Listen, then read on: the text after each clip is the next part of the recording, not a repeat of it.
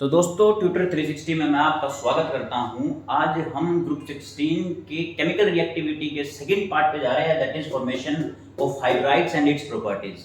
पहले लेक्चर में हमने ऑक्सीडेशन स्टेट के बारे में समझ लिया है, उससे पहले एटॉमिक और फिजिकल प्रॉपर्टीज के बारे में समझ लिया है। केमिकल प्रॉपर्टीज के अंदर ये सब आता है। ग्रुप 16 की बात कर रहे हैं, class +2 chemistry P block element चला है जो कि चैप्टर 6 है आई थिंक।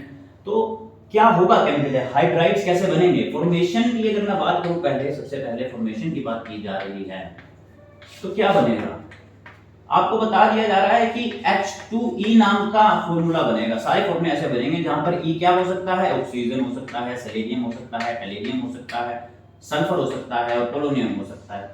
इस टाइप के फॉर्मूले बनने वाला है। अब किस रिएक्शन से बनेगा, तो वो रिएक्शन एक ही रिएक्शन है, एक ही करनी है जनरल रिएक्शन। वो क्या है कि अगर मैं किसी भी एसिड को रिएक्ट करवा दूं मेटल के ग्रुप 16 के साथ, जो भी कंपाउंड बन रहा है, जो भी मॉलिक्यूल बन रहा है, से मैं अभी बोल देता हूं मेटल सल्फाइड बन रहा है, मेटल सल्फाइड। तो ये जो फॉर्मेशन देंगे वहां से हमें क्या मिलने वाला है, हमें हाइड्राइड्स मिलने वाले हैं। जनरल अगर मैं यहां पर लिखना चाहूं तो मैं लिख देता हूं, देखना एसिड से H2O4 से मुझे मिल रहा है H3O पॉजिटिव। उसके बाद मैं बोल दूं मेटल सल्फाइड से मैंने FeS फेरस सल्फाइड ले ली। अगर मैं इसकी रिएक्शन करवा रहा हूं तो मुझे क्या मिलेगा, ये फेरस आयन कन्वर्ट होगा। अच्छा, ये सॉलिड में है, ये एक्वस है, ये भी एक्वस होगा प्लस। उसके बाद हमें जो हमारी फॉर्मेशन है H2S नाम की जो हमें मिल रही है, साथ ही वाटर भी प्रोड्यूस हो सकता है। बैलेंसिंग करने के लिए 2 यहां आएगा तो 2 4 हाइड्रोजन 6 हाइड्रोजन, तो 2 मैं यहां लगा दूं, 2 3 6 6 हाइड्रोजन, तो ये बैलेंस भी हो चुकी है। हर एक रिएक्शन जो है इसी प्रकार से करनी है और आपकी जो फॉर्मेशन है हाइड्राइड्स की वो हो जाएगी। इस रिएक्शन को किप्स अपरेटस में किया जाता है, किप्स अपरेटस, किप्स अपरेटस। अब देखो आपके पास ये जो आपके हाइड्राइड्स बन रहे हैं, हमें उसकी प्रॉपर्टीज पढ़ने से पहले एक बार उसका स्ट्रक्चर समझना थोड़ा सा जरूरी है कि उसका जो स्ट्रक्चर है वो कैसे बन रहा है। से मैं अपने स्ट्रक्चर को बनाने की कोशिश करता हूं। वैसे स्ट्रक्चर की बात मैंने शॉर्ट्स या रील्स में ऑलरेडी कर चुका हूं, आप वहां से जरूर देखिएगा कि इसका स्ट्रक्चर कैसे बनता है और क्या प्रॉपर्टीज हैं। फिर भी हम जानने की कोशिश करते हैं। तो H2TOO मैं H2E ले रहा हूं, तो उसका जो स्ट्रक्चर है वो बेंट बनने वाला है, या बेंट या फिर एंगुलर भी बोल देते हैं। वैसे तो इसकी ज्योमेट्री की अगर मैं बात करूं तो टेट्राहेड्रल होगी, tetrahedral. Why it is so, because इसके अंदर जो हाइब्रिडाइजेशन है वो कौन सी होने वाली है, sp3 हाइब्रिडाइजेशन होने वाली है। 2 लोन पेयर है और 2 लिगेंड्स हैं, है ना। sp3 हाइब्रिड टेट्राहेड्रल होगी, बट इसकी शेप बेंट होगी। Why, because there is 2 lone pair, मतलब E जो होगा उसके पास 2 लोन पेयर होंगे इन सभी में ही, और 2 बॉन्ड पेयर होंगे जिसके साथ हाइड्रोजन अटैच होगा, है ना। वैसे टेट्राहेड्रल का जो एंगल होता है वो 109 डिग्री और 28 मिनट्स होता है, but due to the lone pair interaction, lone pair और लोन पेयर आपस में रिपेल करेंगे, ज्यादा रिपल्शन होती है तो ये क्लोज आ जाएंगे बॉन्ड्स क्लोज आ गए। इसका मतलब क्या हुआ, हमारे पास जो एंगल है वो डिक्रीज हो गया। 109 डिग्री 28 मिनट ना होकर वो क्या होने वाला है, 102 डिग्री के आसपास होने वाला है। एंगल क्यों कम हुआ, this is because of the lone pair repulsion जो वसीपर थ्योरी केमिकल बॉन्डिंग की बताती है। अच्छा, इसकी हमने बात कर ली। अगर मान लो मैं ऑर्डर की बात करूं, भाई H2O है, फिर H2S है, फिर H2SE है, फिर H2TE है, फिर H2PO है। देखो जब मैं नीचे जाता जा रहा हूं, ऑक्सीजन, सल्फर, सेलेनियम, टेलिनियम और पोलोनियम, हमारी जो इलेक्ट्रोनेगेटिविटी है वो डिक्रीज हो रही है। इलेक्ट्रोनेगेटिविटी डिक्रीज होगी, E की इलेक्ट्रोनेगेटिविटी जितनी ज्यादा है, इलेक्ट्रॉन को यहां पर पाना उतना ही आसान है, अपने पास रखेगा शेड पेयर को। Electronegativity is attracting the shared pair of the electron, तो यहां पर होंगे बॉन्ड पेयर रिपेल कर रहा होगा आपस में। बट जैसे जैसे नीचे डाउन द साइड जा रहा हूं, मान लो मैं ये लिख दूं E और यहां पर फिर ऑक्सीजन लिखूं, यहां ऑक्सीजन लिखूं, तो 2 इलेक्ट्रॉन यहां पर है फिलहाल। S तक जाते जाते वो यहां आ गए, क्योंकि हमारी इसकी इलेक्ट्रोनेगेटिविटी कम हो रही है तो थोड़ा सा दूर होगा, है ना। सेलेनियम तक जाते जाते और दूर होते चले जाएंगे, यहां आ गए। टेलिनियम तक जाते जाते और दूर हो गए, और पोलोनियम तक जाते जाते तो और ज्यादा दूर हो जाएंगे। मतलब इनकी जो रिपल्शन है वो क्या होने वाली है, कम होने वाली है ना। इनकी रिपल्शन क्या है, यहां पर ज्यादा रिपेल करेगा, ज्यादा एंगल, यहाँ पर रिपल्शन कम होगी तो थोड़ा सा एंगल ज्यादा होगा, यहाँ पर एंगल थोड़ी सी एंगल कम होगा, यहाँ पर रिपल्शन हो ही नहीं रही है तो एंगल कम होगा, यहाँ पर रिपल्शन क्या हो रही है, बिल्कुल भी नहीं है तो एंगल कम रहने वाला है, यहाँ पर रिपल्शन है तो एंगल बड़ा है। ठीक है, तो हमारा जो ऑर्डर होगा इसका, हम ये लिख सकते हैं कि H2O में सबसे ज्यादा एंगल है, फिर H2S में है, फिर H2SE में है, और फिर H2TE में है, एंड देन H2PO में है। ये ऑर्डर आपका एंगल का बनने वाला है। इसका जो एंगल है वो 102 डिग्री है, तो इसका 92 होगा, इसका 91, इसका 90 और 90 इसके आसपास ही होंगे, है ना। तो आपके जो ऑर्डर, आपको सिर्फ ऑर्डर ध्यान रखना है, एग्जैक्ट एंगल कभी भी नहीं पूछा जाता है, तो आपको सिर्फ ऑर्डर ध्यान रखो। और ऑर्डर की एक्सप्लेनेशन क्यों ऐसी हुई, because of first of the reason down the side electronegativity decrease हो रही है, जिसकी वजह से इलेक्ट्रॉन पेयर यहां नहीं रहेगा, यहां आ जाएगा, रिपल्शन कम हो जाएगी तो एंगल डिक्रीज होगा।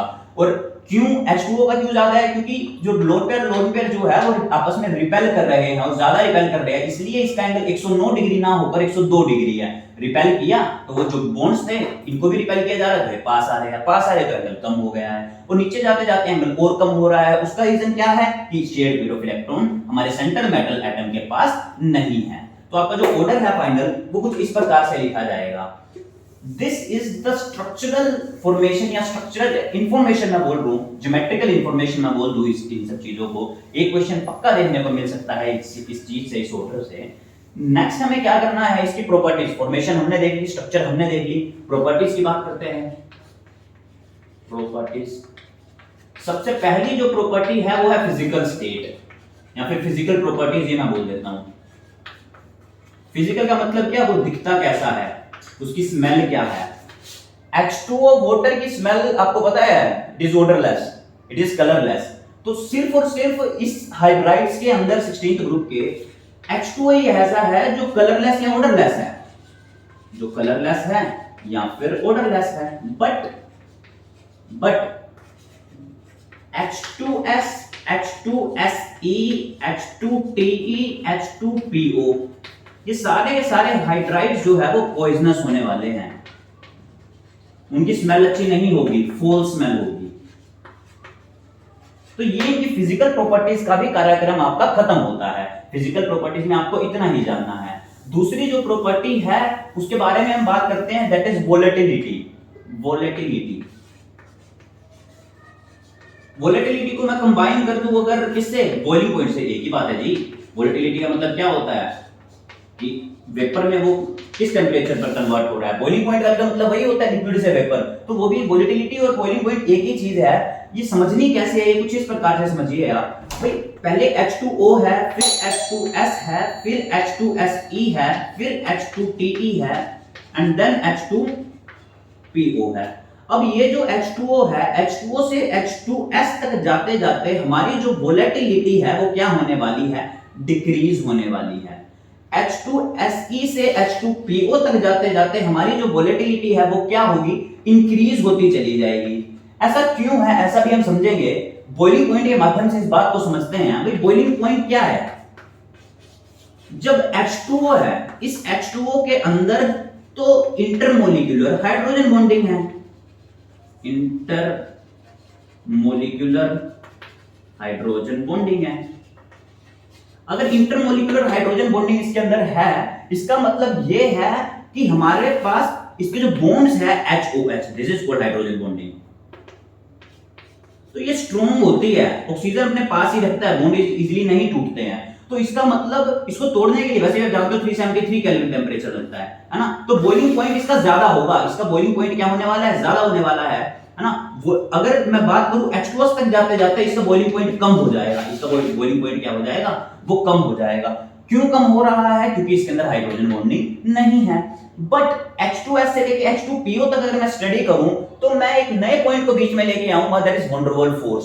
और आप जानते हो जैसे जैसे मैं नीचे जाता जा रहा हूं, एटॉमिक साइज बढ़ता जा रहा है, और जितना ज्यादा एटॉमिक साइज उतनी ही ज्यादा वैन डर वाल्स फोर्स, उतनी ही ज्यादा वैन डर वाल्स फोर्स।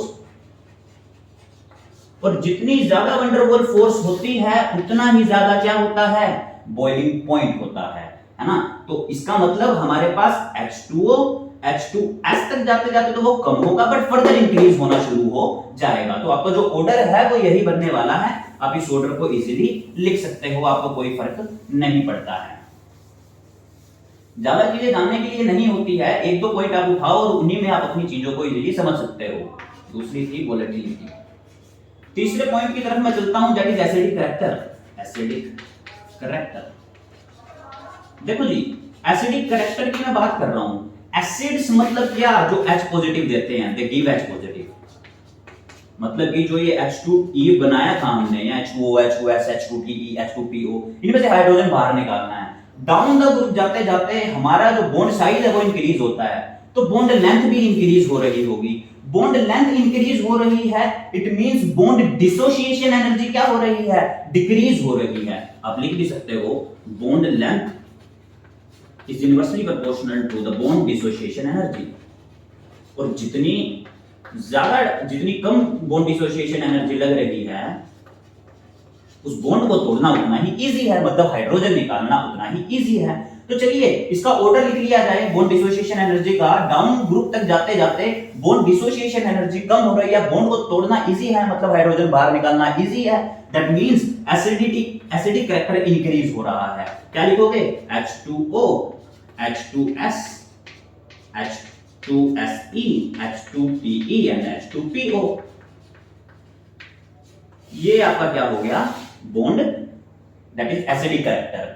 अगर आपको लिखना भी चाहते हो, हाइड्रोजन कभी भी ऐसा नहीं है कि साथ के साथ दोनों ही हाइड्रोजन निकल जाएंगे। से मैं H2E ले रहा था, अगर मैं इसके अंदर वाटर डाल दूं और वाटर डाल के इसको तोड़ना चाहूं, तो सबसे पहले एक ही हाइड्रोजन बाहर आएगा, दूसरा एनाइन बनेगा He नेगेटिव। अब ये He नेगेटिव में दोबारा हाइड्रोजन डलेगी और ये देन फर्दर जो है वो रिएक्ट करके क्या बनाने वाला है, H positive plus E double negative. H2O तो ये H3O पॉजिटिव आप बोल सकते हो, कोई फर्क नहीं पड़ता इस बात से, या H पॉजिटिव बोलो, दे आर द सेम।